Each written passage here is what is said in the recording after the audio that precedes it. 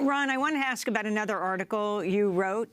During this busy travel season, it was this month, Senators Mike Lee, Republican, Ed Markey, Democrat, called for a halt to the expansion of a $1 billion airport facial scanning program that the Department of Homeland Security uses to identify travelers on some flights that depart from 9 U.S. airports: Boston, Las Vegas, Miami, New York's JFK, Washington Dulles, both Houston airports, Chicago, O'Hare, and Atlanta. Congress has approved the program for use on non-U.S. citizens, but never expressly authorized its use on Americans. In a letter to Homeland Security Secretary Kirstjen Nielsen, the senators asked for a, quote, explanation for why DHS believes it has the authority to proceed. The senators also asked DHS to provide data about the accuracy of the scans and cited a study by the Center on Privacy and Technology that you reported on, which said the technology has high error rates and is subject to bias because the scans often fail to properly identify women and African Americans. You cite Harrison Rudolph, an associate at the center and an author of the report, saying, quote, it's telling that DHS cannot identify a single benefit actually resulting from airport face scans at the departure gate. So explain what they are, what people who experience at some of these airports like JFK or the Houston airports. So this program is something that has actually been law since 1996 when Congress authorized an entry-exit program. And it took on new meaning after 9/11 because 2 of the 9/11 hijackers overstayed their visa.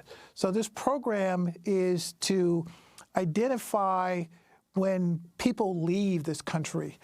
There has been an issue with visa overstays, that people who come here and overstay their visa, and actually most of the people who are undocumented in the country now are actually people who overstayed their visas. But because of the 9/11 hijackers and potential threats that way, Congress has authorized this program to be able to track when people leave. So you get your visa, you come here, they track when you come, now they know that you're gone. So the issue that the center pointed out is that the facial scans that they use are also being used on Americans, and this was supposed to identify foreign nationals who are leaving to make sure that they, again, don't overstay their visas. The issue that CBP says, well, you can't separate out Americans from other people when they're getting on a plane, and you do want to verify that they are indeed Americans. But the information that, according to Customs and Border Protection, the information that they collect is used differently for Americans than it is for foreign nationals. They're saying that once they actually identify that you are American, then that's the end of it. They don't keep any additional data on you.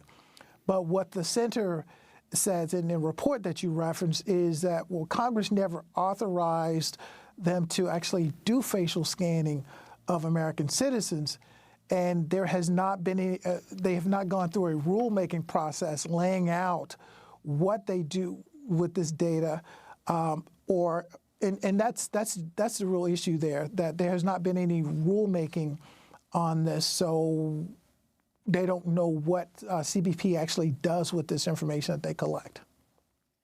An executive order, you report, signed in January by President Trump calls for Homeland Security officials to speed up the deployment of the biometric systems at the airports. What rights do people have? And explain exactly what they look like, these biometric the system. Sure. Can they say no? Well, so right now what CBP, Customs and Border Protection, says that you have the right to opt out, that you can actually say, well, I don't want to do this type of scan, and then they will just physically look at your documents and try and verify your identity another way. What the center is saying is that, well, that's not explicit, that they don't tell you that, hey, you can opt out. They simply put things on their website, or they will hand people these cards, but it's not explicit saying that you can't opt out. And in terms of what they look like, some of them are simply, it's a kiosk that is you walk up to, you put your documents down, it scans the documents, and it snaps a photo of you, and it matches it against information that CBP has of people on that flight. The other method is that there are handheld devices where CBP customs officers will stand there and gather biometrics. And some airlines who are partnering with them are building it into, so when you walk up to have your ticket scanned to get on the plane, it simply snaps a photo of you there and matches against the photos that CBP has to, again, authenticate who you are, because the CBP contention is that biometrics information can't be faked the way that physical paper documents can. Ron Nixon, I want to thank you for being with us, New York Times Homeland Security correspondent based in Washington, D.C. We'll link to your pieces. Homeland Security Goes Abroad. Not everyone is grateful. As well as your piece, Facial Scans at U.S. Airports Violate Americans' Privacy, report says. When we come back, we'll play more of our interview with Emilio Gutierrez Soto. He's a Mexican journalist who's been jailed at a detention center in El Paso with his son, Oscar. He says if he's deported to Mexico, he will be killed. Then we will talk with the Committee to Protect Journalists about the number of journalists and media workers who've been killed and imprisoned around the world this year. Stay with us.